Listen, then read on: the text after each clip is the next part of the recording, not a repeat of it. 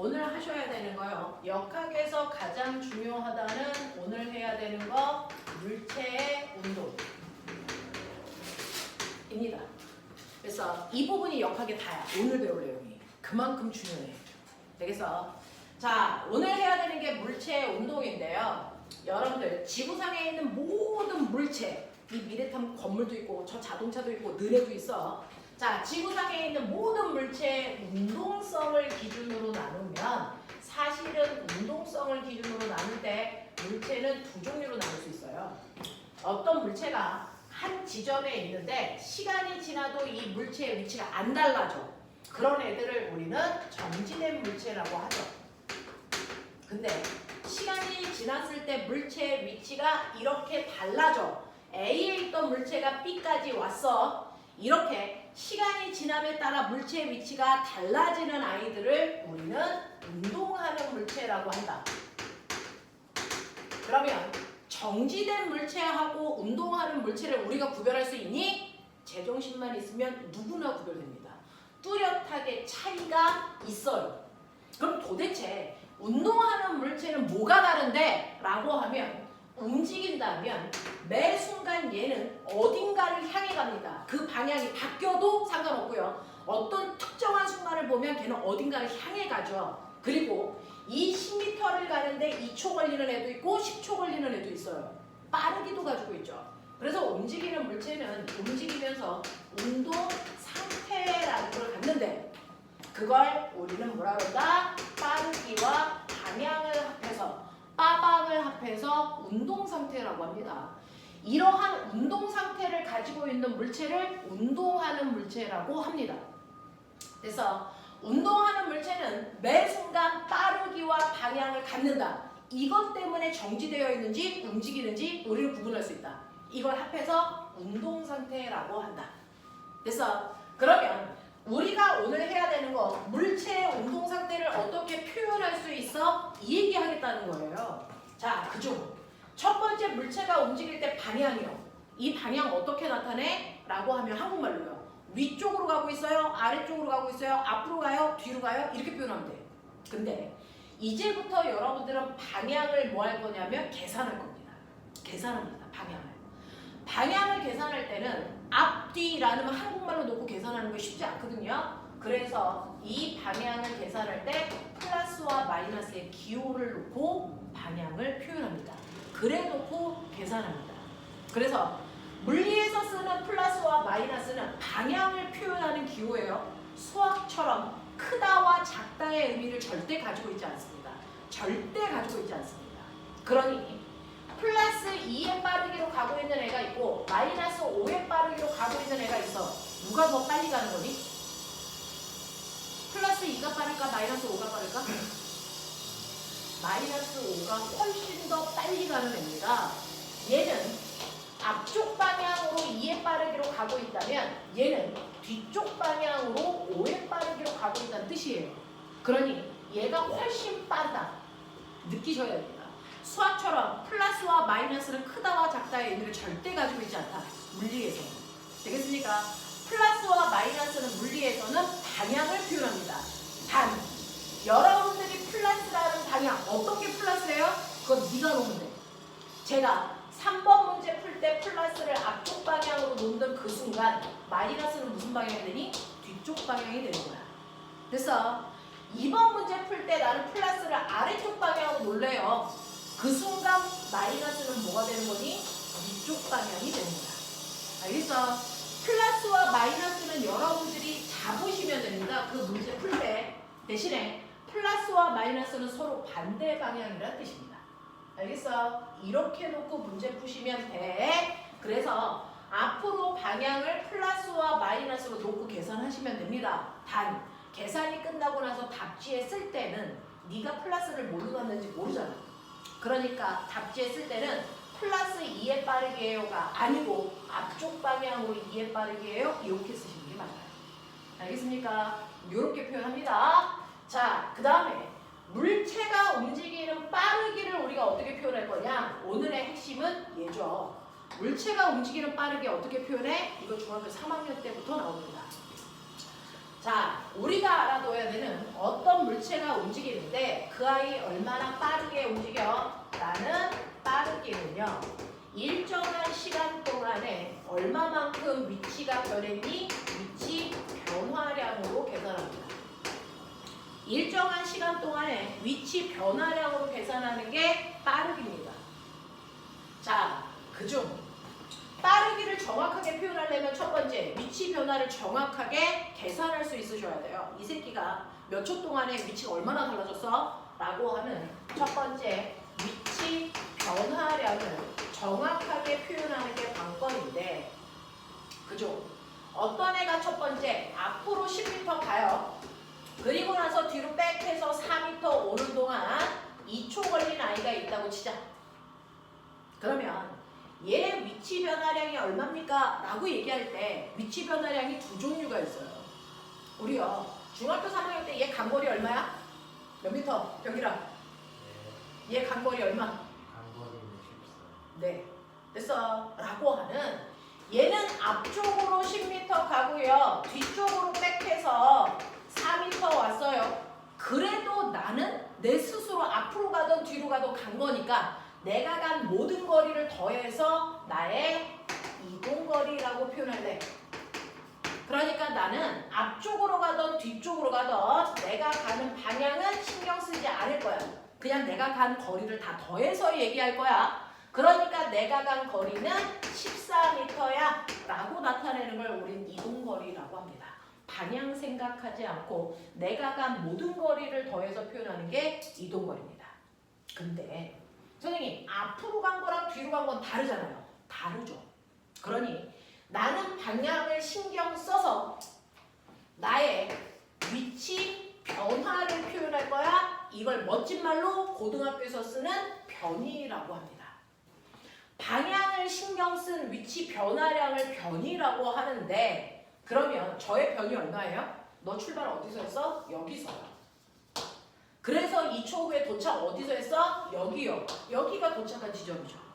그러면 저는 방향을 신경 썼으니까 방향 표현해야 되는데 출발점에서 도착점을 향하는 방향이 나의 변이 방향이야. 됐어? 그러니까 나는 2초 동안에 앞쪽 방향으로 저는 위치가 바뀌었어요. 이렇게 표현하는 거야. 얼마만큼? 이라고 하면 출발점에서 도착점을 연결한 직선거리가 나의 위치 변화량의 크기야. 얼마? 6m야. 그래서 저는 변이가 6m예요. 앞쪽 방향. 이렇게 표현하는 거예요. 이걸 변이라고 합니다. 한번 다시 해볼게요. 두 번째요. 어떤 애가 앞쪽으로 4m 걸어가다가 턴에서 90도 틀어서 이쪽 방향으로 3m 걸어오는데 1초 걸렸다고 칠게요. 자, 저의 이동거리 얼마일까요? 말해봐. 이동거리 얼마? 7이죠. 방향 상관없으니까. 그렇다면 이때 저의 변이는 얼마일까요? 네, 변이는요. 방향을 신경 쓴다 그랬으니까 신경 쓴 방향을 반드시 표현해야 됩니다. 안 쓰면 틀립니다. 되겠어? 저의 출발점은 여기고 1초 후에 도착점이 여기니까 도착점을 향하는 방향이 저의 변이 방향이야. 그러니 저는 앞쪽, 아래쪽 방향으로 얼마? 아까 얘기한 것처럼 5m의 변이를 갖습니다. 이렇게 표현하면 돼요. 되겠어?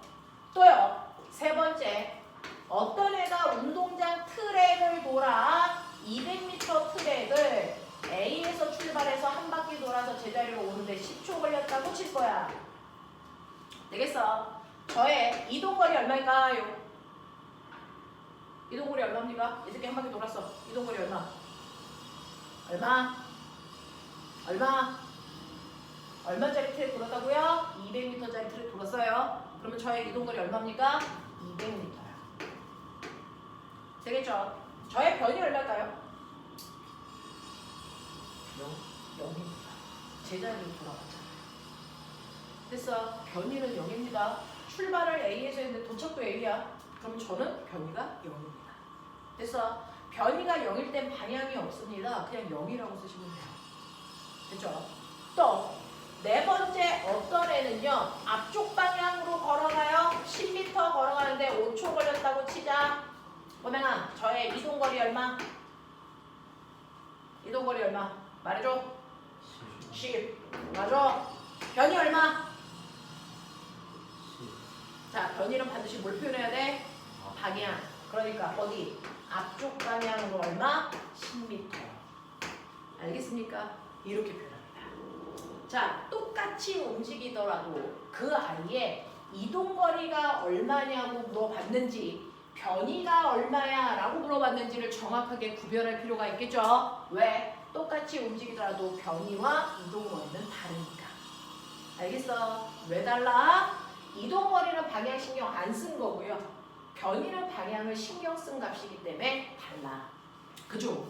방향을 신경 안 쓰는 값을 물리에서 뭐라 그러냐면 스칼라 값이라고 해요. 방향을 신경 쓰는 값을 뭐라 그러냐면 벡터라고 부릅니다.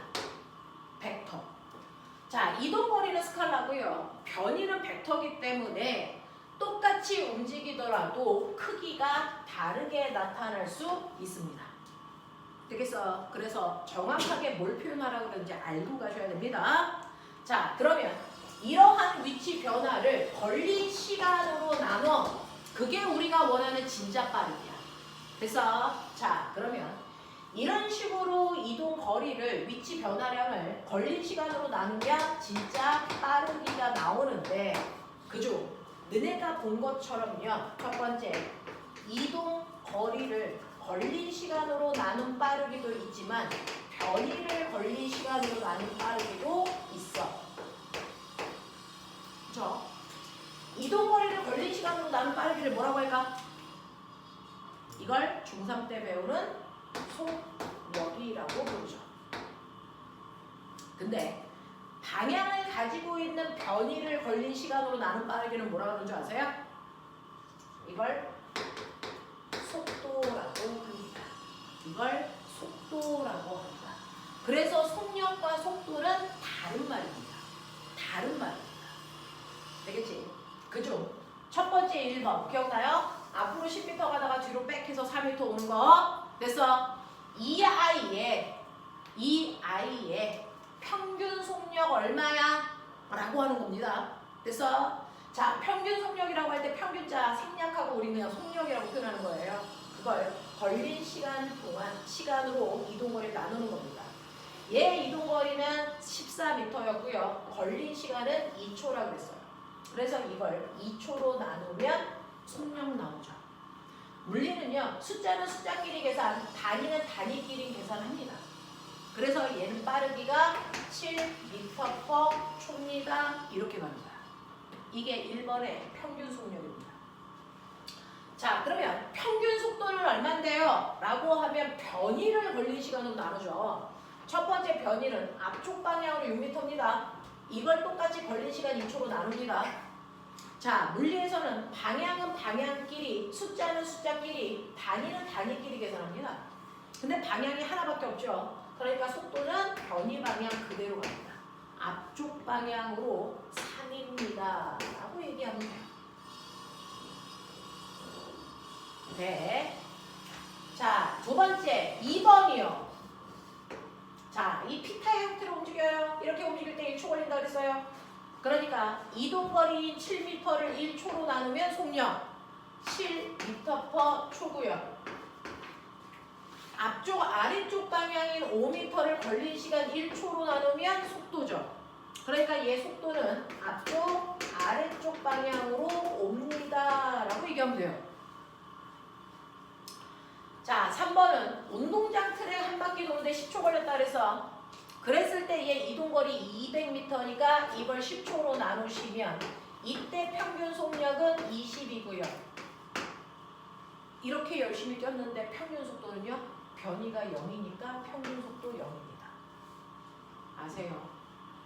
자, 그 다음에 앞쪽으로 10m 걸어가는데 5초 걸린 친구 있었어요. 자, 얘는 이동거리 10, 변이 앞쪽 방향으로 10입니다.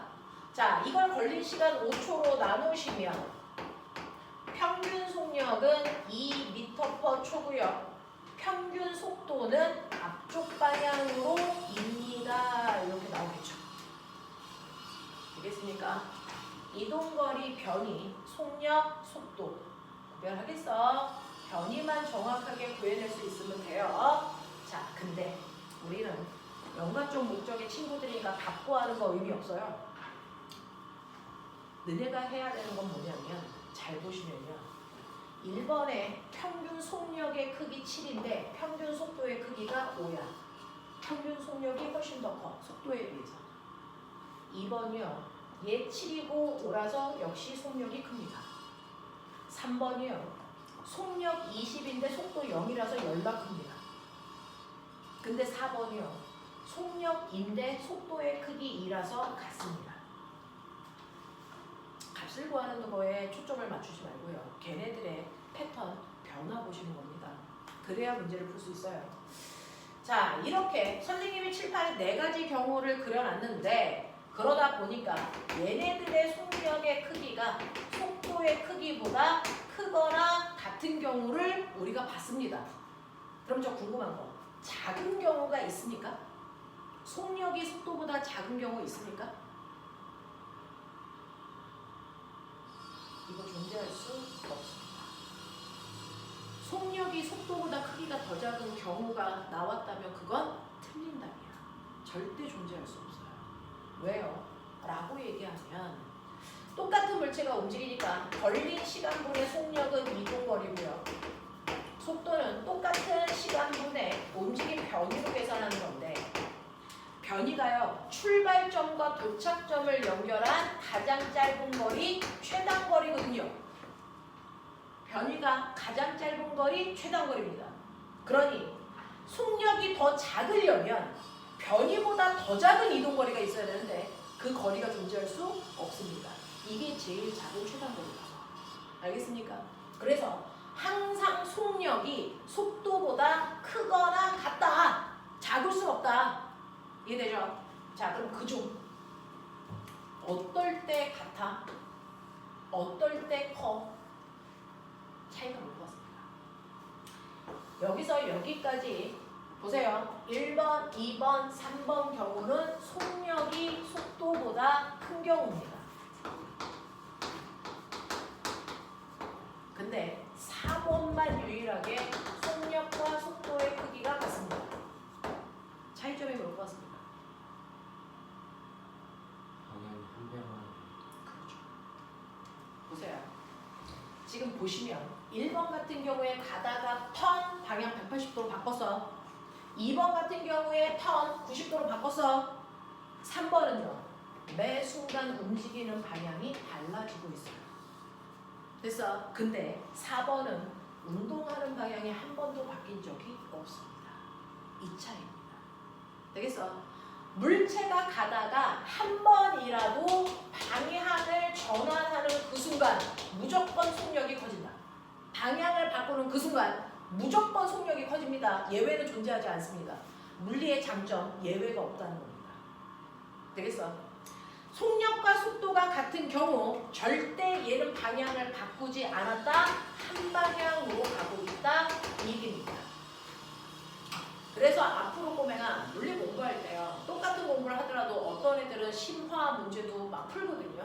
그거 원리를 이해하면서 풀면 어려운 문제도 응용할 수 있어요. 하지만 그냥 단편적으로 감만 구하고 맞다 틀리다를 하시면 심화 문제를 활용할 수가 없습니다. 그러면 영재 문제를 못 풉니다. 그래서 실제로 여러분들 그 안에 있는 원리를 이해하려고 노력해야 짧은 시간 내에 누구보다도 앞서갑니다. 되겠니? 이겁니다. 그래서 이런 식으로 어떤 내용을 선생님은 그냥 보이는 내용만 설명할 수밖에 없겠죠. 그러면 그 안에서의 패턴은 너네가 찾아내는 거야. 되겠습니까? 이렇게 공부해 주시면 됩니다. 됐죠? 자, 그래서 속력과 속도가 어떤 개념인지 보시고요. 됐어? 그리고 나서 크기 차이가 왜 생기는지도 보셔야 됩니다. 됐죠? 자, 여기까지가 이해돼요? 이동거리와 변이가 뭐가 다른지 알겠어요? 속력과 속도를 어떻게 표현해야 되는지 아시겠어요? 자, 그 중에서 여러분들이 보신 것처럼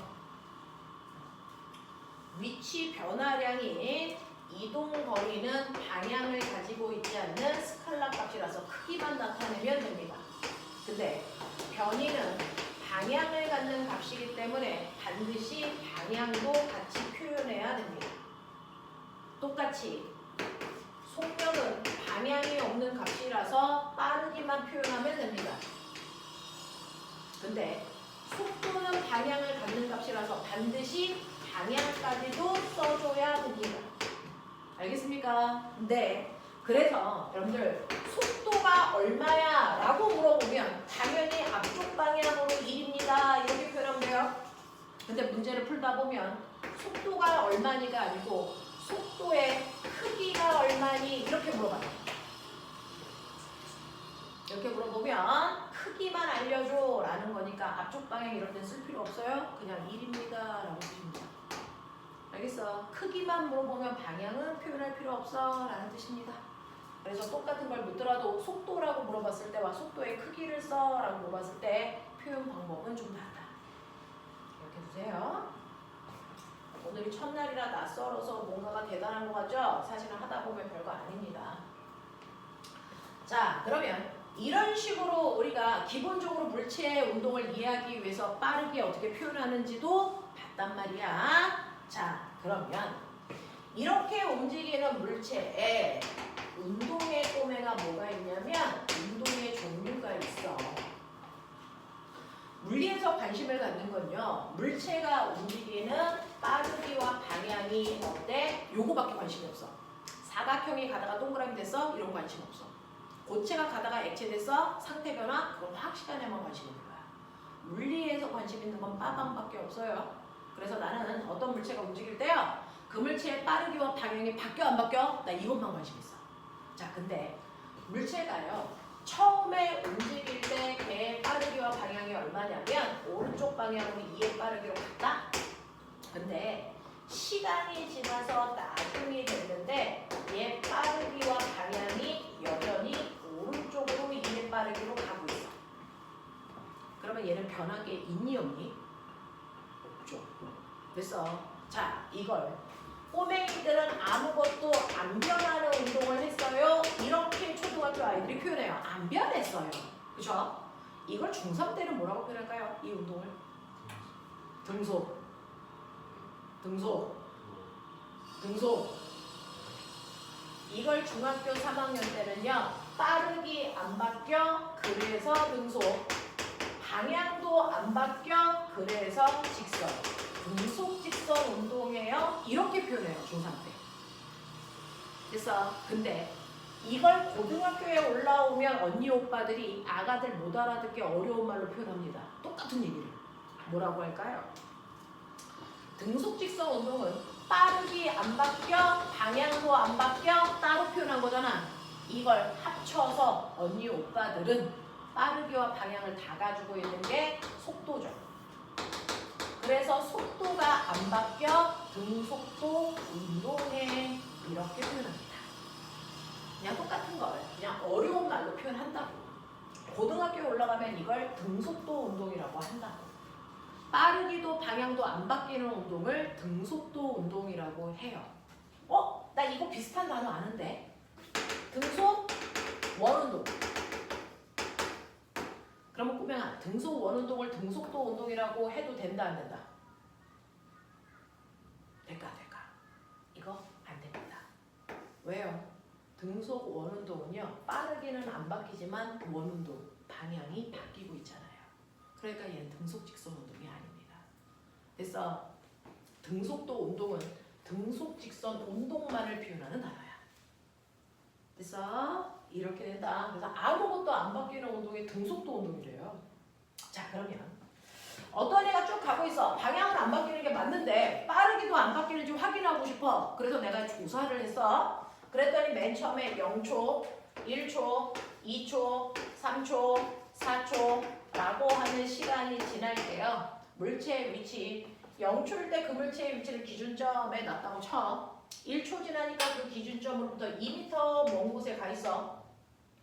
1초 더 지나 2초가 됐더니 기준점으로부터 4m 먼 곳에 아이가 있어. 그 다음 6m, 8m 이렇게 가고 있어. 자, 그렇다면 이 물체의 빠르기가 안 바뀌는지도 확인해야 등속도 운동인지 알 수 있거든요.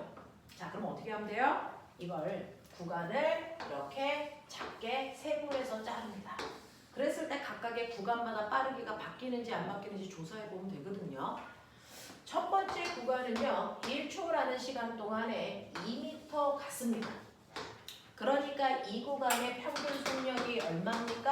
라고 하면 이 구간은 1초라는 시간 동안에 2m 가기 때문에 2의 빠르기로 가고 있습니다. 이렇게 표현하면 돼요. 두 번째 2번 구간도요. 1초에서 2초 됐으니까 1초라는 시간 동안에 2에서 4의 위치로 갔으니까 2m 더 갔습니다. 그러니까 이 구간의 빠르기도 2입니다. 세 번째 구간 1초라는 시간 동안에 2m 갔기 때문에 이 구간의 빠르기도 2. 요 구간도 빠르기가 2입니다. 아, 얘는 한 방향으로 쭉 가고 있는데 빠르기도 안 바뀌는 거구나. 그러니까 얘가 하고 있는 운동이 등속도 운동이 맞네. 이거죠. 그죠? 이 등속도 운동을 꼬맹아 물리에서 좋아하는 그래프로 그려봐. 이제 네가 해. 저 운동을 그래프로 그립니다. 시간에 따른 속도 그래프, 시간에 따른 위치 그래프를 그래프로 그려봐.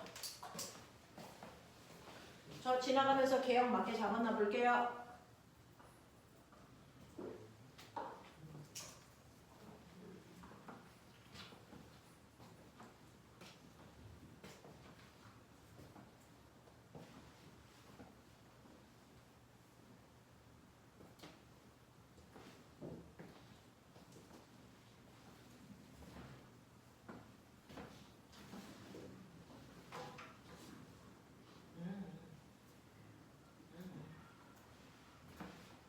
다시 그려.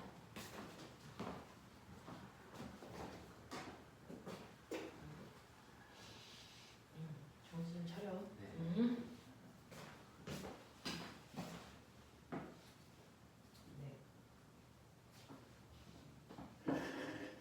너 우리 내신 기간에 봤던 거 같아.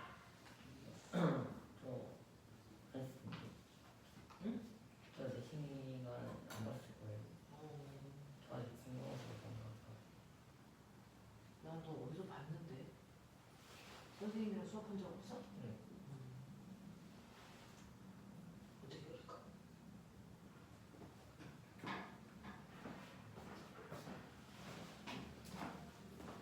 자, 얘는요. 0초일 때 속도 2고요. 1초가 돼도 속도가 2고 2초가 돼도 속도가 2고 3초가 돼도 속도가 2라서 속도는 일정해요. 이게 등속도죠. 그렇죠? 이렇게 그려집니다. 자, 그 다음에 시간 위치 그래프는요. 시간이 1초일 때 간거리에 비해서 2초인 시간이 1초일 때보다 시간이 2배 커졌어. 2초가 됐을 때 간거리는 2에서 2배 커진 4야. 시간이 3배 커져서 3초가 되면 1초일 때보다 간거리가 정확하게 같은 비율 3배 커져. 이렇게 같은 비율로 커지는 걸 우리가 비례관계에도 이렇게 그리죠. 되겠습니까? 네, 그래서 등속 운동을 나타내는 그래프를 시간 속도 그래프와 시간 위치 그래프로 나타내면 똑같은 운동이지만 시간 속도 그래프로 그리면 속도는 변하지 않는 일정 그래프가 나오고요. 시간 위치 그래프를 그리면 비례 그래프가 나옵니다. 되겠어? 이거 중학교 3학년 때 이거 골라라가 내신 문제입니다. 자, 근데 여러분들한테 이 그래프를 굳이 그리라고 하는 거 보시면 하이탄 문제 넘기면서 보시면 하이탄 문제 대부분이 그래프를 표현합니다. 그래프를 포함합니다. 그래프가 그려져 있는 문제는 난이도가 별로 높지 않아. 중정도 수준이야.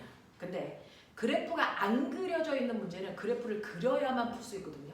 그런 문제는 대단히 난이도가 높습니다. 왜? 우리나라 아이들이 이 그래프 그리는 거 되게 어려워합니다. 우리나라뿐만 아니라 전 세계 아이들이 다 어려워합니다. 그래서 그래프 개형 제대로 잡을 수 있는지를 첫 번째 보시고요.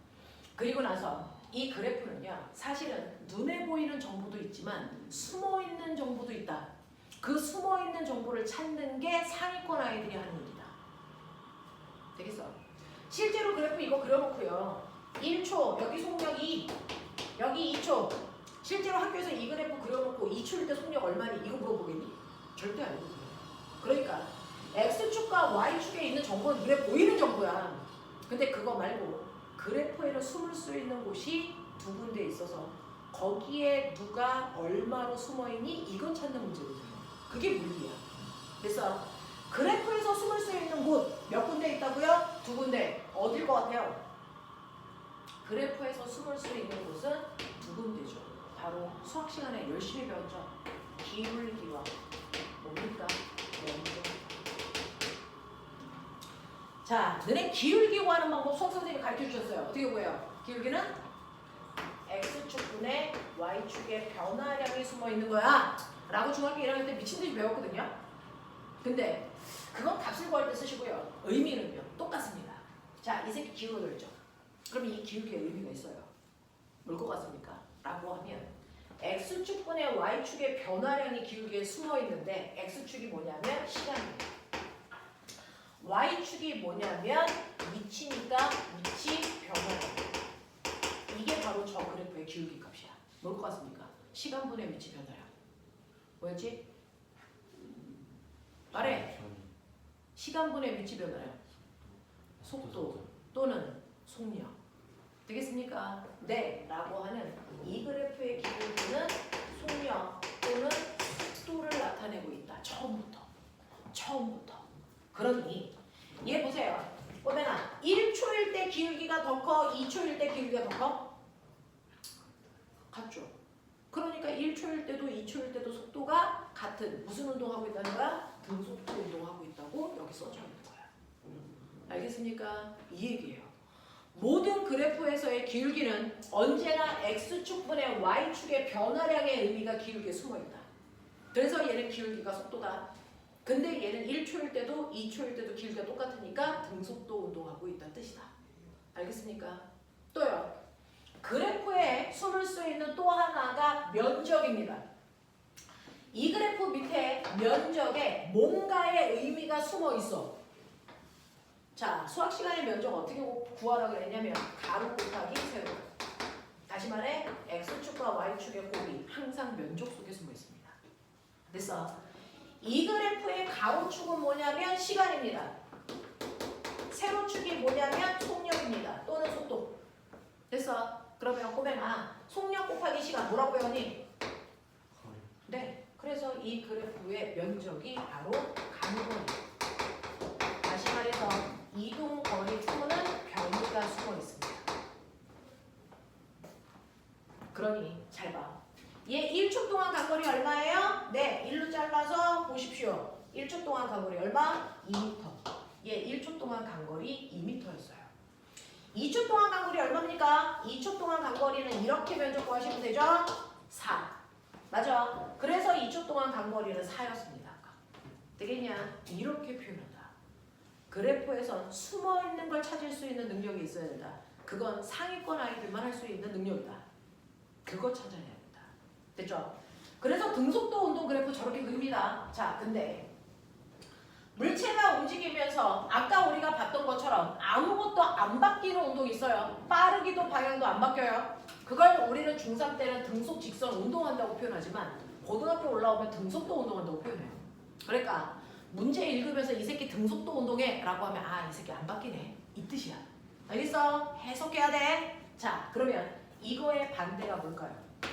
안 바뀌는 운동의 반대는 변하는 운동을 한다는 거예요. 물체가 움직이는데 얘는 움직이면서 막 변해. 됐어. 자, 첫 번째요. 어떤 애가 처음에 오른쪽으로 2의 빠르게로 갑니다. 근데 시간이 지나니까 그래서 얘는 오른쪽으로는 가고 있는데 속력이 10이야. 얘는 방향은 안 바뀌었는데 선생님 빠르기만 바뀌었어요. 네. 빠르기만 바뀌어도 변하고 있는 겁니다. 대표적으로 누가 빠르기만 바뀌는 운동을 할까요? 빠르기만 바뀌는 운동이요. 얘요. 이거 뭐라 그럴까? 이거 무슨 운동이라고 그러니? 낙하 운동 중에서요. 그래서 빠르기가 바뀌고 방향은 안 바뀌는 이 운동을 우린 뭐라 그러냐면 자유 낙하 운동이에요 라고 얘기해요. 자유 낙하 운동이 대표적으로 방향은 안 바뀌고 빠르기만 바뀌는 대표적인 운동이야. 중3 때부터 이 용어가 막 나오는데 3단원에서. 자, 빠르기만 바뀌는 또 다른 운동도 있다. 지금 얘는 시간이 지나면서 점점 빨라지는 거잖아. 근데 거꾸로 점점 느려지는 아이도 있어. 빠르기만 바뀌는. 되겠어? 어떤 애가 그럴까? 똑바로 던져 올려요. 내가 공을 똑바로 20의 속력으로 던져 올렸어. 얘 언제까지 올라가냐? 이 세상 끝까지요. 그럼 다 뒤진다. 언제까지 올라가? 속력이 0 될 때까지 올라갑니다. 되겠어? 속력이 0 될 때까지 올라가요. 자, 속력이 0이 될 때까지 올라가면서 방향은 안 바뀌었네요. 이런 운동을 뭐라 그럴까요? 이런 운동을 똑바로 위쪽 방향을 우리가 연직 상반. 연직은 중력과 나란한 방향을 얘기해요. 중력과 나란한 방향을 연직 방향. 그 중에서 위쪽을 상반. 그래서 연직 상반 운동합니다. 이렇게 표현해요. 연직 상반 운동합니다. 이런 애들이 빠르기만 바뀌는 운동을 하고 있어요. 자, 그런가 하면 거꾸로요. 방향만 바뀌는 운동도 있어요. 빠르기는 안 바뀌는데 방향만 바뀌는 애도 있어. 오른쪽으로 2의 빠르기로 가고 있다가 자, 2의 빠르기로 가고 있는데 갑자기 아래쪽으로 가. 이런 식으로. 빠르기는 안 바뀌는데 방향만 바뀌는 애. 그런 애 있거든요. 너네 알아. 누가 그럴까? 누가 그럴까? 좀 전에 써줬었는데. 그렇죠. 등속 원운동이 얘가 대표적으로 빠르기는 안 바뀌고 방향만 바뀌는 친구죠. 그런가 하면 세 번째, 빠르기와 방향이 한꺼번에 모두 변하는 운동도 있어요. 다 바뀌어. 뭐 그런 애도 있죠. 예를 들어 오른쪽으로 2의 빠르기로 가다가 시간이 지나니까 아래쪽으로 10의 빠르기로 가. 다 바뀌고 있잖아요. 이런 운동도 있어요. 자, 다 바뀌는 운동의 대표적인 거 뭐 있을까요?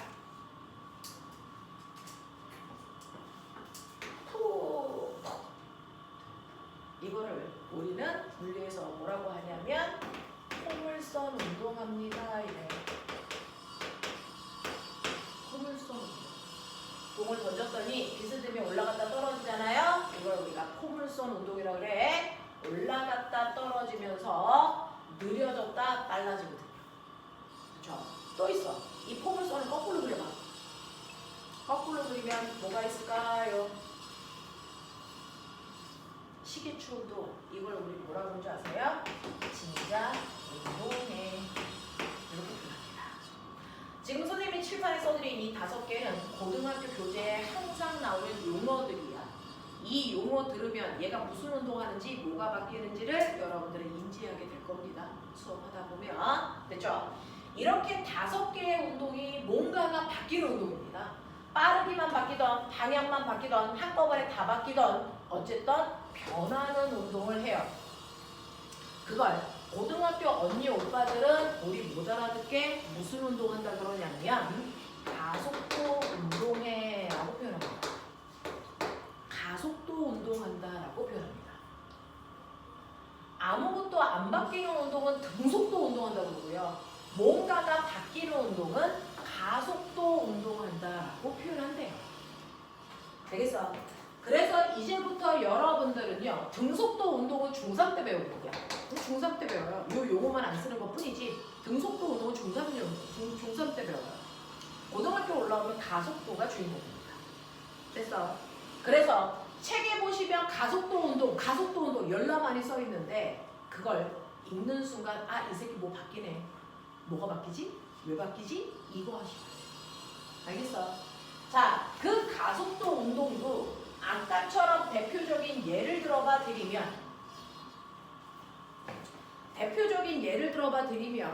첫 번째요. 0초, 1초, 2초, 3초, 4초라고 하는 시간이 지나가고 있어. 그랬을 때 물체의 위치가 0초일 때 0. 1초 지나니까 기준면으로부터 2m 먼 곳에 또 1초 지나 2초가 되니까 6m 먼 곳에 12m, 20m 이렇게 가고 있다고 치자. 그랬을 때 얘는요 한 방향으로 쭉 가긴 하지만 빠르기가 바뀌는지 안 바뀌는지 보려면 아까처럼 구간을 잘라서 각각의 구간의 평균 빠르기 비교해 보셔야 돼요. 됐죠? 첫 번째 구간을 보시면 1초라는 시간 동안에 2m 갔어요. 그러면 이 구간의 평균 속력 얼마야? 2m/초죠. 또 1초 더 지나서요. 2초가 되는 순간 1초에서 2초 동안 이 구간의 평균 속력은 얼마니? 자, 1초 동안 4m 갔으니까 4예요. 우와. 이 구간의 평균 속력은 6m 갔으니까 6이에요. 이 구간은요 8m 갔으니까 8입니다. 이렇게 구해지잖아요.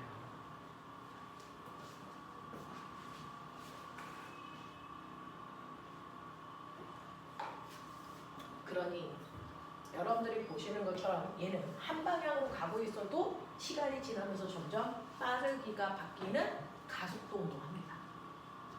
가속도 운동합니다.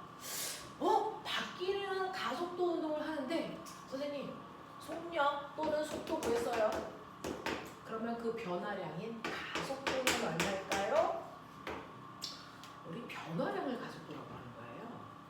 자, 이 가속도를 우리 어떻게 구합니까? 라고 하면 은의 속도는 시간분의 위치 변화량으로 구하죠. 가속도는 시간분의 위치가 아니고 속도 변화량으로 구합니다. 시간분의 속도 변화량으로 계산하는 게 가속도입니다. 가속도입니다. 그러면 첫 번째 속도가 2였다가 4로 속도가 바뀌었네요. 그러면 속도 변화량이 얼마입니까? 얘는 속도 변화량은 속도는 벨로시티 V라고 쓰고요. 물리에서 모든 변화량은 델타, 삼각형으로 그려요. 삼각형으로 그려놓고 델타라고 읽어요. 저 글 있어요. 델타. 자, 속도 변화량은 모든 변화량을 무조건 나중 값에서 처음 값을 빼셔야 변화량을 구하는 거예요. 자, 그럼 속도가 처음에는 2였다가 4 됐으니까 나중 속도 4에서 처음 속도 2를 빼시면 속도 변화량은 2고요. 그 2라는 속도 변화량이 일어나는데 걸린 시간은 이 구간 시간 그대로 갑니다. 한 구간 시간 그대로 갑니다. 그래서 얘는 걸린 시간이 1초래요.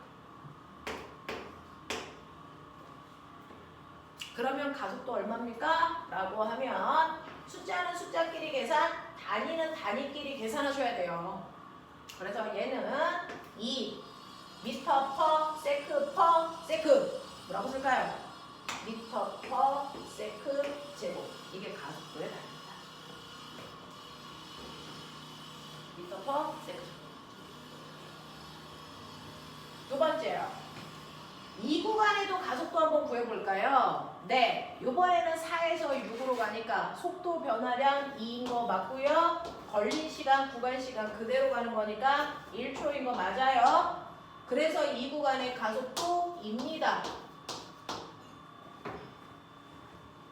이 구간의 가속도는 얼마예요? 속도가 바뀌었잖아요. 네, 이 구간의 가속도도 똑같이 속도가 이만큼 증가하는데 1초 걸렸으니까 가속도 똑같이 입니다. 이렇게 돼요.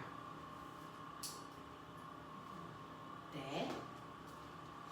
자, 그래서 얘는요. 시간이 지나면서 속도는 변하고 있지만 속도 변화량인 가속도는 똑같네. 똑같다. 가속도가 똑같다. 자, 가속도가 변하는 운동도 있지만 물리원은 가속도가 똑같은 운동밖에 안 배웁니다. 자, 가속도가 똑같은 운동. 우리 변하는 운동을 다 싸잡아 가속도 운동이라고 했잖아요. 그 중에서 가속도가 일정한 운동을 등가속도 운동이라고 합니다. 등가속도 운동이라고 합니다. 네? 되겠어?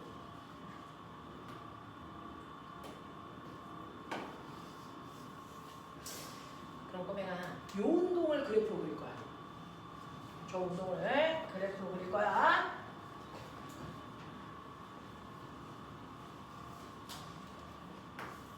한번 그려봐.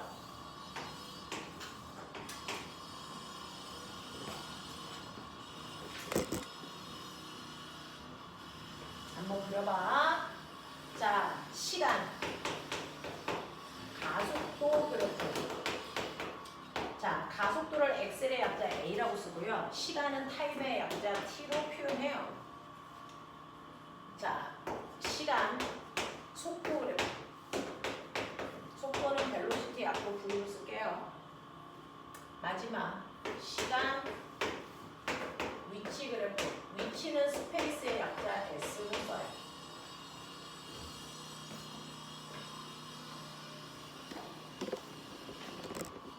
우와.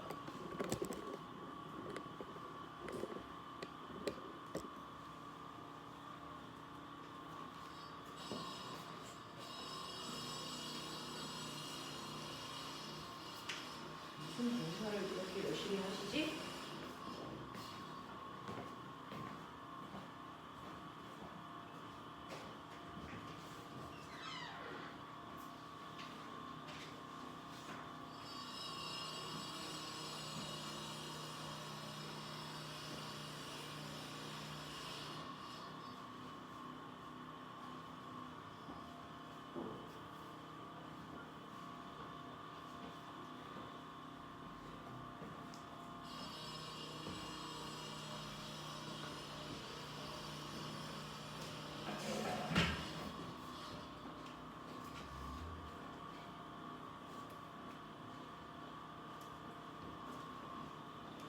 참고로 이 그래프의 개형이 다 다른 모습이 나타나요. 다 다른 모습이 나타나요. 그냥 막 그려봐. 한 번도 안 배웠으니까 틀리는 게 당연해. 지금부터 선생님하고 하는 건 고등학교에서 제일 어려운 것들 하는 거니까 틀리는 거에 대한 스트레스를 받으면 선행을 못해요. 그냥 틀리고 나서 그거를 알 수 있을 때까지 반복하시면 돼요. 틀리는 거에 대한 스트레스는 안 받으셔도 돼요. 여러분들 알 수 있을 때까지 계속 반복해서 설명할 겁니다. 어디서 그래? 맞아요.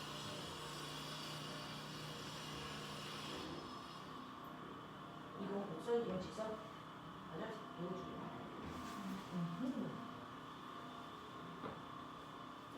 맞아. 맞아요. 안내요.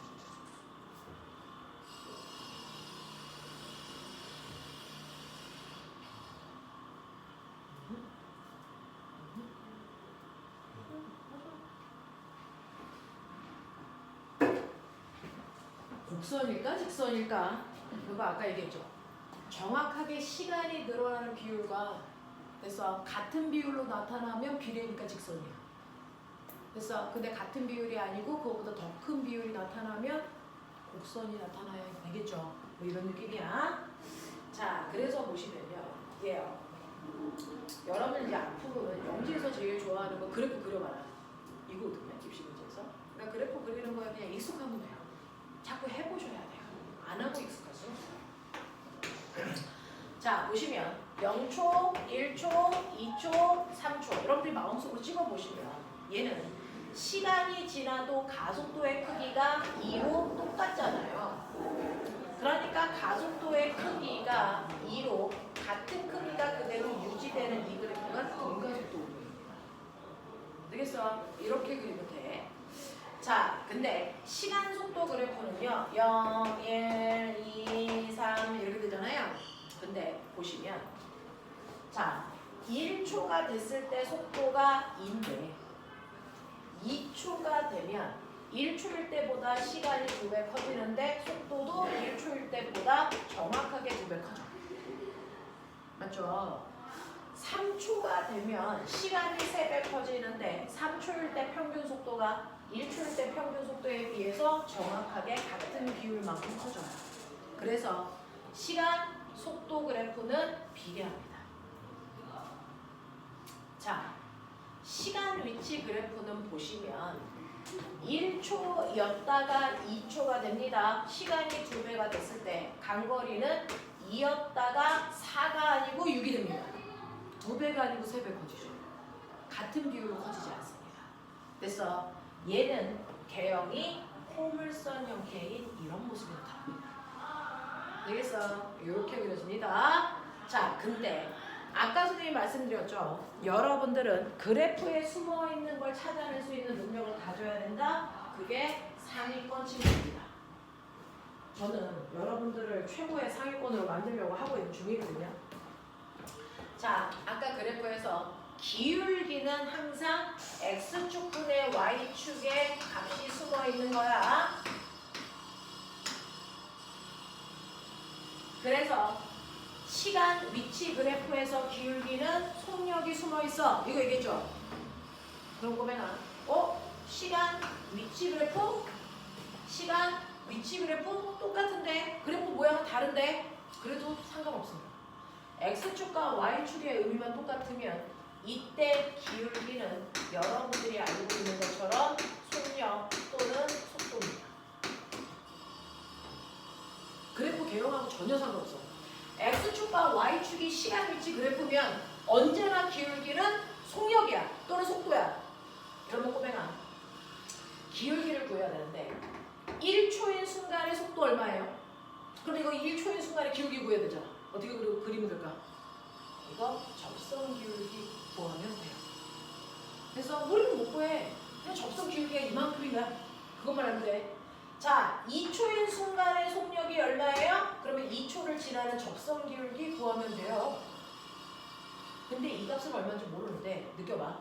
1초일 때 기울기가 커? 2초일 때 기울기가 커? 어떤 거 기울기가 커? 이게 1초일 때 기울기가 크니 2초일 때 기울기가 크니? 몇 초? 2초죠. 그러면 이거 무슨 말이야? 속력이 점점 뭐 해주고 있다는 거야? 빨라지고 있다는 거야. 맞아.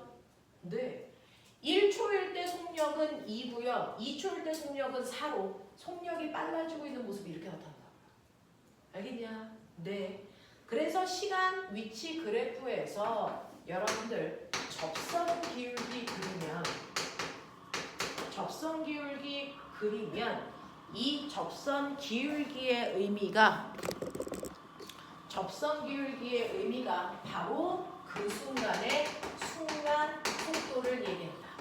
또는 순간 속력을 얘기한다. 근데 선생님 그거 말고요. 저는 0초부터 2초까지 평균 속력 구해주세요. 또는 평균 속도 구해주세요. 이거 어떻게 합니까? 0초 찍고 2초라고 그랬으니까 2초 찍어. 그랬을 때 이걸 연결한 구간 기울기. 됐어. 이런 식으로 구간 기울기를 구하면 그게 바로 평균 속도가 나옵니다. 이렇게 돼요. 항상 접선은 순간값이고요. 구간은 평균값이 나옵니다. 그래서 얘는 점점 속력이 빨라지고 있는 운동하고 있는 거야. 이렇게 그러죠. 그러면 아까 내가 어떤 애를 그렸는데 시간, 위치 그래프가 이렇게 그려져. 얘는 빠르기가 점점 뭐 해주고 있냐? 빠르기가 점점 뭐 해주고 있냐? 느려지고 있죠. 무슨 말인지 알겠습니까? 기울기가 점점 감소하잖아. 그래서 접선 기울기가 점점 줄어들기 때문에 얘는 속력이 점점 느려지고 있어요. 이렇게 가는 게 맞아. 이해하겠어? 이런 거야. 시간 위치 그래프는요. 그 모양이 어떻게 생겼든 상관없이 기울기는 빠르기입니다. 기울기의 변화를 보시면 되겠어요. 되죠? 자, 그 다음에 아까 시간 속도 그래프에서 밑넓이는 간거리야. 왜? 넓이는 x축과 y축의 곱이니까. 그치? 근데 얘도 시간 속도 그래프죠. 얘도 시간 속도 그래프입니다. 그럼 밑넓이는요. 얘는 이렇게 잘라서 여긴데요? 네. 그래프가 이 모양으로 생기면 삼각형 넓이 구하시면 돼요. 저 모양으로 생기면 사각형 넓이 구하시면 되는데 의미는 바뀐 적이 없습니다. 시간 속도 그래프라면 면적은 간거리 또는 범위를 나타냅니다. 그래서 시간 속도 그래프에서 밑넓이는 간거리 나타낸다. 근데 선생님 이 새끼는 기울어져 있기도 해요. 그럼 기울기에 뭔가가 있는데요? 있습니다. 자, 이 그래프의 기울기가 뭘까? 생각해보세요. 기울기는 x축분의 y축의 변화량이니까 시간분의 속도 변화량. 이거 뭐라 그랬지? 그렇죠. 이거 가속. 시간 속도 그래프에서 기울기는 가속도가 숨어 있습니다. 그리고 꼬매나 봐. 1초일 때 기울기가 크니 2초일 때 기울기가 크니? 누가 더 커? 1초일 때 기울기 클까요? 2초일 때 기울기 클까요? 기울기 누가 커요? 같죠. 그러니까 가속도의 크기가 같은 등가속도 운동하고 있어요. 이 뜻입니다. 됐어. 얘는 가속도의 크기가 1초나 2초나 3초나 다 똑같아. 가속도가 안 바뀌어. 그러니까 등가속도 운동하고 있는 거야. 맞아. 알겠죠? 이 얘기하고 있어요. 되겠냐? 시간 속도 그래프에서 밑넓이는 간거리고요. 기울기는 가속도입니다. 우리가 가속도는 아빠가 자동차에서 먹는 엑셀 그거의 약자 A라고 써요. 그래서 가속도는 시간분의 속도 변화량이야. 이렇게 쓴단 말이야. 가속도는 시간분의 속도 변화량. 그러니 얘 기울기는 시간분의 속도 변화량이기 때문에 가속도 나타내. 이렇게 간 거야. 그죠? 자, 시간 가속도 그래프요. 얘는 안 기울어져 있어요. 그럼 기울기 아무것도 없겠죠? 자, 이 밑에 있는 면적이 뭘 나타낼까? 모든 그래프의 면적은 X축과 Y축의 곱이니까 얘는 AT야. 맞아? AT죠. AT가 뭘까? 가속도 곱하기 시간. 맞아요. 이거 넘기시면 되죠. 가속도 곱하기 시간은 속도 변화량을 의미한다. 됐죠? 그래서 얘 면적은 속도 변화량을 얘기해. 자, 그러면 봐봐. 1초 동안에는요. 무조건 속도가 이만큼 변해야 돼. 그래서 1초 지나면 속도가 2씩 바뀌어. 맞죠? 네. 2초가 지나면 속도 변화량이 얼마야? 2초 지나면 속도는 무조건 4 증가해야 돼. 그쵸? 그러니까 1초가 아니고 2초 지나면 속도가 4 증가했죠. 됐어? 2초 지나면 속도는 처음보다 4만큼 증가했습니다. 이런 얘기야. 되겠어? 이런 거 얘기해. 되겠죠? 자, 그래서 지금은 이걸 한꺼번에 다 외우려고 하지 마세요. 이거 다 지금은 못 외웁니다. 여러분들 반복을 좀 해야 되니까 이런 게 있어. 그죠? 우리가 눈여겨봐야 되는 그래프 주로 얘로 문제 다룰 거예요. 얘로 풀 겁니다. 자, 물체의 운동에는 아무것도 안 바뀌는 등속도 운동이 있는가 하면 뭔가가 바뀌는 가속도 운동이 있습니다. 자, 그 중에서 고등학교의 핵심은 등가속도 운동입니다. 그래서 여러분들은 선생님하고 4주에 걸쳐서 등가속도 운동에 대한 것들을 열심히 반복할 거야. 한 달 내내 등가속도만 하겠다는 얘기야. 되겠어? 자, 등가속도 운동에 대해서 하는데요. 등가속도 운동을 하고 있는 아이들을 나타내는 그래프 중에 우리가 기억해야 되는 거 이거다. 시간 속도 그래프. 한국말로 너희들 써도 되고요. 선생님은 일일이 한국말로 쓰기 싫어서 기호로 나타내요. 타임의 약자 시간, 벨로시티 속도의 약자 V, 시간 속도 그래프요. 그죠? 등가속도라는 건 처음 속도가 0인 상태로 속도가 일정하게 빨라져도 등가속도. 기울기가 일정하니까. 처음 속도가 있는 상태로 속도가 일정하게 빨라져도 등가속도. 처음 속도가 있는 상태로 속도가 일정하게 줄어들어도 등가속도. 다 등가속도예요. 기울기가 일정하면 되니까. 자, 근데 시간 속도 그래프를 그렸는데 만약에 시간에 따라 속도 그래프가 만약에 이렇게 나온다. 이거 등가속도일까? 아니죠. 기울기가 바뀌니까. 무슨 말인지 알겠어? 그래서 우리가 등가속도 운동에 라고 하면 셋 중에 하나 그래프 그리면 돼. 되겠어? 등가속도 운동은 저런 형태밖에 없다. 시간 속도 그래프의 기울기가 일정해야 되니까. 자, 우리는 시간 속도 그래프에서 처음 속도가 있는 상태로 처음 속도가 2든 3이든 있어. 0은 아니야. 우리가 처음 속도를 V0라고 쓰는 물리의 습관이에요. V0. 처음 속도 있는 상태로 속도가 일정하게 빨라지는 그래프를 그렸다고 치자. 그러면 등가속도 운동이 맞죠? 자, 그랬을 때 꼬맹아 기억해봐. 요거 기울기가 뭐라고? 기울기? 시간 속도 그래프에서 기울기. 가속도. 밑에 있는 면적이 뭐라고? 네, 간거리. 그래서요, 시간 속도 그래프는 저 그래프 하나만 그려놔도 시간도 알 수 있고 거리도 알 수 있고 속도도 알 수 있고 가속도도 알 수 있고 다 알 수 있어요. 그래서 우리는 문제 풀 때 시간 속도 그래프를 그려놓고 풉니다. 그래서 그 안에 다 들어있거든요. 4개가. 시간, 거리, 속도, 가속도가 다 들어있어서 우리는 시간 속도 그래프로 등가속도 운동을 해석해서 그립니다. 자, 꼬꼬매가 자, 속도가 2m/초예요. 이거 무슨 뜻이야? 한국말로 얘기해줘. 저 새끼는 속도가 2래. 이거 무슨 말이야? 한국말로 얘기해. 얘는 1초에 2m씩 간다. 이 뜻이죠. 1초에 2m씩 가고 있어. 이 뜻이죠. 맞습니까? 그걸 간단히 써놓은 게 2m/초예요. 물리는 해석학입니다. 해석할 머리를 가지고 계셔야 돼요. 그래서 저렇게 속력이 써있으면 아, 이 새끼는 1초에 2m씩 가네. 해석했죠? 그러면 3초 지나면 몇 미터가 있을까? 3초 지나면 몇 미터가 있을까? 6m가 있죠. 1초에 2m씩 가니까 3초 지나면 6m 가 있겠네. 이거 아닙니까? 그럼 10m 가려면 몇 초 걸리겠냐? 5초 걸리겠죠. 이거를 여러분들 이해력이 떨어지는 친구들은 거속시라는 걸 외워서 풉니다. 그럴 필요가 없죠. 속력이 2m/초라는 얘기는 1초에 2m 가니까 당연히 3초 지나면 3배 많이 가겠죠. 6m예요. 그래서 10m 가려면 1초일 때 간거리에 비해서 5배 커지니까 시간도 5배 커지겠죠. 그래서 이렇게 푸는 거야. 물리는 해석하는 거야. 근데 속도가 아니고 가속도가 3입니다. 만약에 이렇게 써있어. 이것도 어떻게 해석해야 돼? 가속도가 3입니다. 라고 하면 사실은 얘는 3m/s죠. 무슨 뜻이야? 1초당 속도가 30달러죠. 이 뜻이에요. 그래서 1초에 3m/s씩 재요. 달라져. 이런 뜻이죠.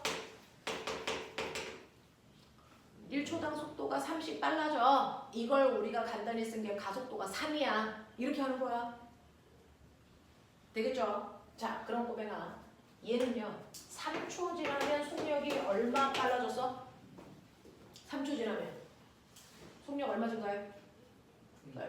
네. 9 증가했겠죠. 그러니까 처음 속도보다 3초 지나면 속력이 9 증가해 있어야 돼. 맞죠? 네. 그러면 속력이 12 증가하려면 몇 초 걸려? 안 들렸어? 4초. 이런 얘기죠. 네. 이렇게 해석해야 돼. 자, 그럼 꼬마 봐봐. 얘 0초일 때보다 시간이 t초 지나면 속도가 이만큼 증가했어. 맞죠? 0초일 때보다 t초가 지나면 속도가 이만큼 증가해 있을 거 아니니? 그러면 속도 증가량을 어떻게 구했어? 너 속도가 9 증가했다는 거 어떻게 구했어? 이거 어떻게 구했어? 가속도에다가 시간 곱하기 3 곱하기 3에서 구한 거잖아. 되겠어? 그러니까 속도 변화량은요. 가속도에다가 시간을 곱한 값이 속도 변화량이다. 가속도에다가 시간을 곱한 값을 우리는 속도 변화량이다 라고 얘기합니다. 속도 변화량이다 라고 얘기합니다. 이해돼? 되겠어? 자, 그러면 저 그래프에서요. 우리 아까가 봐야 되는데. 저 그래프에서요. 등가속도 운동을 하고 있는 아이들은요. 등가속도 운동을 하기 때문에 우리가 그걸 간단하게 공식으로 표현할 수 있어요. 자, 얘는 가속도가 3이라고 칠 거예요. 처음 속도는 2라고 칠 거예요. 그리고 2초 지난 후를 볼 겁니다. 뭐 이런 거예요. 자, 얘는요. 시간이 지났을 때 나중 속도가 얼마야? 그래서 얘는 가속도는 A고 시간은 T고 처음 속도는 V0인데 T초 지난 후에 나중 속도 얼마야? 라고 물어본다면 나중 속도는 당연히 처음 속도에다가 속도 늘어난 걸 더하면 나중 속도 되겠죠. 그게 공식이야. 처음 속도 더하기 속도 증가량. 그래서 이게 나중 속도 구하는 식이래요. 처음 속도에다가 속도 증가량을 더하시면 나중 속도 된대요. 자, 보세요. 얘는 처음 속도를 2로 볼 거예요. 처음 속도 2. 가속도는 4번 볼 거야. 됐어? 근데 2초 지났어. 자, 그럼 빨리 생각해. 가속도가 3인데 2초 지나면 속도 얼마 증가해? 6. 그러니까 처음 속도 2에서 속도 증가한 거 6을 더하면 나중 속도 나오겠지. 얼마? 8. 되겠어? 라는 얘기입니다. 그래서 처음 속도 2에다가요. 가속도 3에다 걸린 시간 2를 더하세요. 그러면 나중 속도 8 나오는 거 맞습니다. 이게 공식이라고. 등가속도 공식. 되겠어? 이렇게 구해. 자, 그 다음에 두 번째. 그러면 2초 동안 간거리는 얼마예요? 이거 물어봐요. 간거리는 얼마예요? 라고 하면 저 그래프에 뭐 구하면 되니? 면적. 됐어. 시간 속도 그래프에서 밑에 있는 면적이 간거리라면 이해해? 간거리가 얼마예요? 라고 물어보면 밑에 있는 그래프 밑에 있는 면적 구하면 되는데 우리는 면적을 구할 때요. 밑에 있는 사각형 넓이에다가 위에 있는 삼각형 넓이를 잘라서 붙일 거야. 괜찮아? 괜찮아? 밑에 있는 사각형 넓이에다가 위에 있는 삼각형 넓이 더하는 게 공식이야. 밑에 있는 사각형 넓이 구하려면요. t 곱하기 v0 해야죠. 그래서 공식이 v0 t. 위에 있는 삼각형 넓이 구할 거야. 삼각형이니까 2분의 1 하셔야죠. 자, 밑변 곱하기 높이. 보이냐? t 곱하기 at니까 at 제곱인 거죠. 그러니 저 아이가 2초 동안 간거리가 얼마야? 라고 물어보면 처음 속도 2, 걸린 시간 2 더하기 2분의 1 곱하기 가속도 3 곱하기 2초의 제곱이니까 4. 됐어. 그래서 얘는 4 더하기 6. 얘는 2초 동안 10m 같구나. 이렇게 하면 돼. 되겠지? 그래프 그려서 면적 구하면 되고요. 아니면 저 공식에 넣고 계산하면 돼. 자, 근데 이렇게 하면 우리는 병신이래. 이게 공식이니까 이거 여러분들 외우실 것 같지만 등가속도 운동에서 간거리 구하라고 그러면 저렇게 하시면 바보 이렇게 얘기한단 말이야. 왜요? 수학 시간에 배웠어? 이거요. 처음 속도하고 나중 속도에서 적당히 잘라가지고 이거 사각형 넓이 구하면 어떨까? 똑같다? 왜? 이거 튀어나온 새끼 여기 있다. 맞죠? 그러니까 굳이 사각형 넓이 더하기 삼각형 넓이 하지 말고요. 적당한 높이 잘라가지고 사각형 넓이 구하면 되겠죠? 그러면 여기서 말하는 이 적당한 이 높이가 바로 뭘 얘기할까? 맞아요. 이게 바로 처음 속도와 나중 속도의 정 가운데 평균 속도죠. 그래서 우리 수학 시간에 배웠죠. 간거리는 평균 속도 곱하기 시간이다. 이렇게 편한 방법이 있잖아요. 이렇게 하면 돼요. 그러면 등가속도 운동은 선생님 속력이요. 2부터 8까지 계속 바뀌고 있는데 평균 속력이 얼마인지 어떻게 알아요? 평균 속력은 원래 총 걸린 시간으로 총 간거리 나누셔야 평균 속력인데 등가속도 운동에서의 평균 속력은 처음 속도와 나중 속도를 더해서 반띵하면 된다. 처음 속도에다가 나중 속도를 더해서 반띵하시면 평균 속도가 늘 나와요. 등가속도 운동에서. 처음 속도는 2고요. 나중 속도는 8입니다. 그거 더해서 반띵하면 평균 속도 5예요. 맞죠? 그러면 평균 속도 5에다가 걸린 시간 2초로 곱해보세요. 간거리 10m가 막바로 나오죠. 복잡하게 안 가고요. 그래서 자, 간거리 구하는 방법은 원래 공식에다가 구하는 방법도 있고 평균 속도를 잘라서 구하는 방법도 있는데 등가속도 운동은 주로 이렇게 구한다. 간단히. 평균 속도 찾아서 거기다가 걸린 시간을 곱하는 방법이 훨씬 더 많이 쓰는 방법입니다. 되겠죠? 자, 등가속도 운동의 마지막! 오늘 너네들한테 알려줄 마지막입니다. 평균 우리 등가속도 운동에서 여러분들이 외우셔야 되는 마지막 공식은요. 그래프를 그리거나 또는 공식을 외우더라도요. 항상 시간이 남아 있어야 뭔가가 해결이 돼. 근데 어떤 물체가요. 운동하는데 저기 20m 높이에서 A라는 물체가 떨어져서요. 바닥에 닿기 직전에 속력이 20이었어. 뭐 이런 거 물어봐. 근데 공의 운동에 대해서 막 설명을 하는데 여기서 여기까지 오는데 몇 초 걸렸는지 시간을 안 알려줘. 그럼 시간을 안 알려주면 그래프를 그릴 수가 없어. 공식에 넣을 수도 없어. 그래서 우리는 시간을 모를 때 사용할 수 있는 공식이 필요합니다. 그래서 얘를 시간으로 정리해. t는 a분의 v-v0 그 t를 2번에 여기 t에다가 집어넣으면 시간항이 다 소거가 됩니다. 그래서 정리하면 뭐가 나오냐면 2as는 v제곱 마이너스 v0 제곱. 다시 말해서 2 곱하기 가속도, 얘 가속도 3이라고 한다 그랬지? 3. 그리고 2초 동안 간거리 10m라며 10. 이거는 나중 속도의 제곱에서 처음 속도의 제곱을 뺀 거랑 같대요. 나중 속도가 8이니까 제곱하면 64. 처음 속도가 2니까 빼면 4. 요거 계산하면 60이죠? 얘 계산해도 60입니다. 알겠어요? 네. 그래서 이 네 가지 미지수 중에 세 개를 알고 하나를 모를 때 쓸 수 있는 방법. 그래서 2as는 v제곱 마이너스 v0 제곱입니다. 그래서 등가속도 운동은요, 선생님은 대부분 그래프로 풀 겁니다. 근데 그래프를 풀지 않고 공식으로도 풀 수 있어. 등가속도 운동을 하는 모든 물체에 쓸 수 있는 공식. 요거 세 가지요. 이건 여러분들이 외우실 겁니다. 선생님이 매주마다 그래프 그려봐, 공식 써봐, 이거 할 거거든요. 그래서 익숙해질 때까지 여기 외우죠. 되겠어? 이렇게 된다. 자, 여기까지 하고요. 10분만 끊었다가 선생님이랑 이것과 관련된 문제들을 하이탑에서 어떻게 보는지 해보도록 하죠. 이제 네, 10분만 끊었다 가죠.